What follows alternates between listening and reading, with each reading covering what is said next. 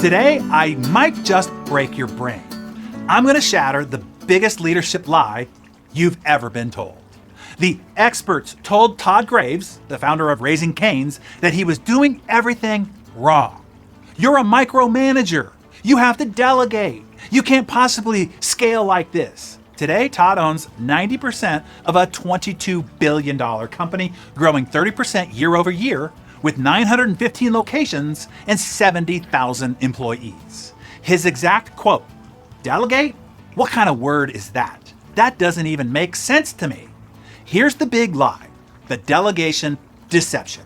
Every business guru preaches the same gospel. You must delegate. You can't do everything yourself. Let go or you'll never scale. But the most successful entrepreneurs break this rule constantly, and they become billions richer because of it. Let me tell you what real billionaires do. Todd Graves of Raising Cane's, he approves every single social media post. He personally selects every new location. He reviews every major decision, and he's worth $11.5 billion.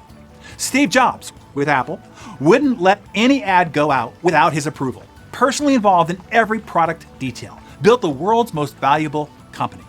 Elon Musk of SpaceX and Tesla fame personally interviewed the first 3,000 employees. Still sleeps on factory floors during crunch time. Has multiple billion-dollar companies, is worth hundreds of billions.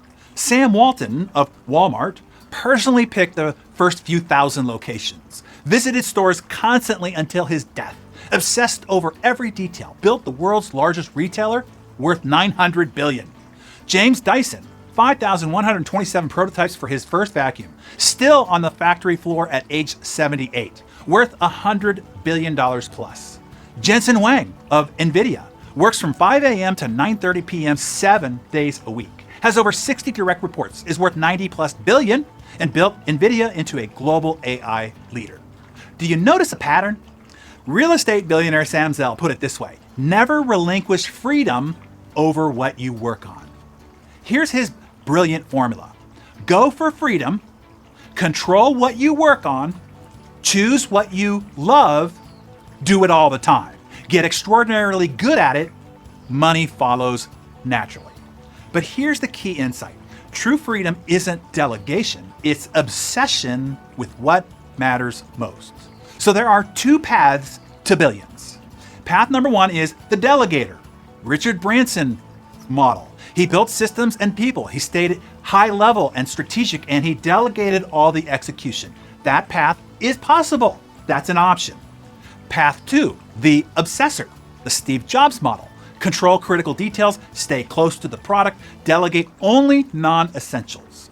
So understand this, both work, both create billions, but you must choose your path. And that is the important lesson that I want to share with you here this morning. Here's why obsession often wins. Number one, quality control. When you touch everything, nothing slips through the cracks. Excellence becomes inevitable. The iPhone wouldn't exist if Jobs had delegated product design. Number two, speed of decision. No committee meetings, no layers of approval, just instant informed decisions. While delegators spend weeks in meetings, obsessors decide in hours, in minutes, in real time. Number three is cultural consistency. Your standards become everyone's standards. Your obsession becomes contagious. Jobs created Apple University to scale his obsession across thousands. Number four, the authenticity factor. Customers can feel when the founder truly cares. Tesla had quality issues early on, but customers forgave everything because they felt Elon's obsession. Here's the dirty secret about delegation. Most people delegate because they're lazy, not because they're strategic. They use delegation as an excuse to avoid the hard work of excellence. But the obsessors, they love the work itself. Tim Cook revealed this about Steve Jobs. He said, if you took an inventory of how Steve spent his time, he was at Apple, and when he wasn't at Apple, he was home with his family. No conferences, no networking events, no being on the scene. Just pure focus on what he loved most. So here's the obsession test. To know if you're built for obsession, ask yourself, could I work on this for the next 20 years and never get bored? If the answer is yes, ignore the delegation advice. Go all in on your obsession. If the answer is no, maybe delegation is your path. Here's the problem with today's startup culture.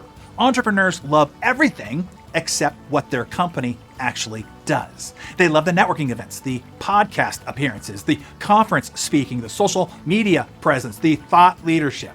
But they hate product development, customer service, quality control, day-to-day operations. That's backwards. Now you ask, but Darren, what about burnout? Here's the reality. Obsession with what you love? That energizes you. Obsession with what you hate? Yeah, that destroys you. The obsessors aren't burning out, they're lighting up. Now, what about scalability? Jobs scaled his obsession through Apple University.